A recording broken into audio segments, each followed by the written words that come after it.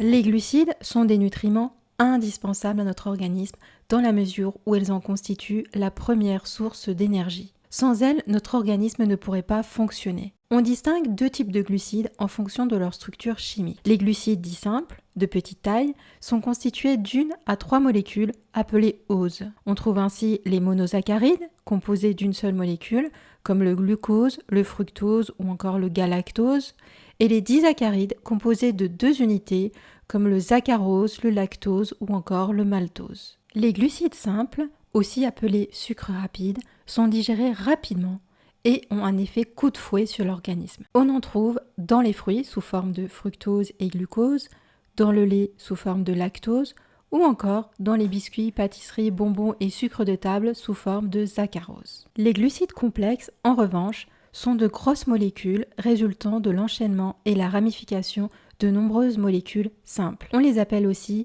polysaccharides, comme l'amidon qui est présent dans nos aliments et qui constitue la forme de réserve chez les végétaux, ou encore le glycogène qui est son équivalent mais chez les animaux. Ces glucides sont digérés et assimilés plus lentement.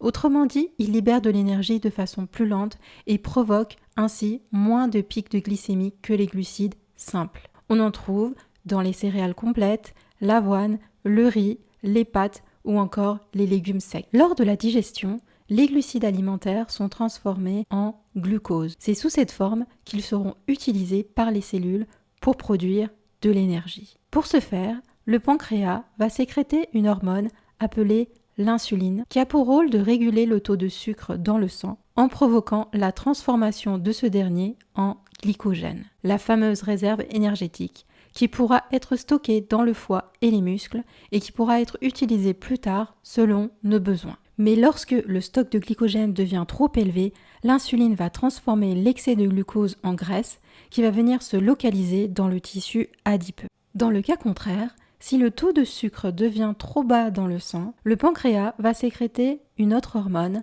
appelée le glucagon qui va venir stimuler le foie pour que ce dernier transforme le glycogène contenu dans nos réserves en glucose qui sera ensuite libéré dans le sang, ramenant ainsi le taux de sucre à sa valeur normale. Quand il s'agit de glucides, il est important de connaître l'index ou indice glycémique. Mais de quoi s'agit-il ? L'index glycémique reflète la vitesse avec laquelle les glucides vont être digérés, convertis et retrouvés sous forme de glucose dans le sang. Autrement dit, plus l'index glycémique d'un aliment est élevé, plus le taux de sucre va vite augmenter dans le sang. Ainsi, pour un même produit, l'index glycémique peut varier en fonction du mode de cuisson, de la préparation ou encore de la maturité pour les fruits. Par exemple, des pommes de terre cuites vapeur vont avoir un index glycémique inférieur aux pommes de terre en purée. De nos jours, nous consommons malheureusement trop de glucides, ce qui a pour conséquence une prise de poids pouvant conduire à l'obésité,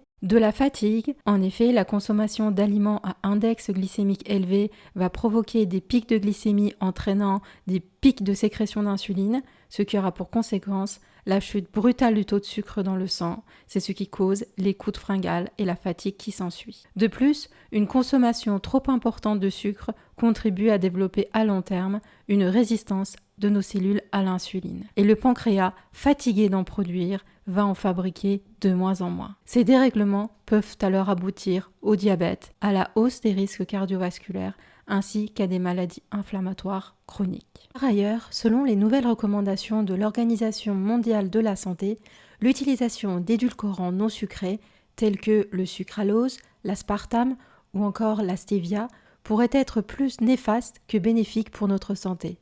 Ainsi, l'OMS préconise d'autres moyens de réduire la consommation de sucre rapide en consommant des aliments contenant des sucres naturels tels que les fruits et en privilégiant des aliments et boissons non sucrés.